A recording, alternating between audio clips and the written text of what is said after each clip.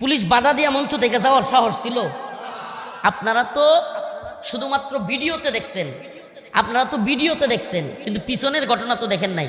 এই নেত্রকোনা ঘটনাটা সদরের যেটা ঘটছিল ওইটা একটু বলি। আমারে মাইক সরায় নিছে, এটা তো আপনারা দেখছেন, কিন্তু পিছনের ঘটনা কিন্তু কেউ দেখেন নাই। আজকে বলি পিছনের ঘটনা কি জানেন?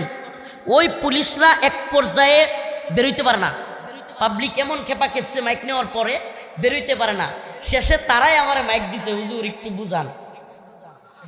তারা আমারে মাইক দিছে, এই যে ওপেনলি বলতেছি, প্রয়োজনে তত্ত্বরা নেত্রকোনার কেউ থাকবে যাচাই করিয়েন, বর্ষিকুরা।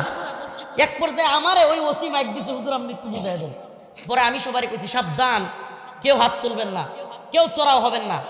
সত্যি বলি এটাও বলছি ওই শায়েকদের ভিতরে থাকার কারণে, কারণ আমি জানতেছি এখানে পাবলিক যেই খেপা খেয়েছে, এর মধ্যে এক পাগলা বাস লুয়ে এক পুলিশের ফিটের মধ্যে বাড়ি মারছি।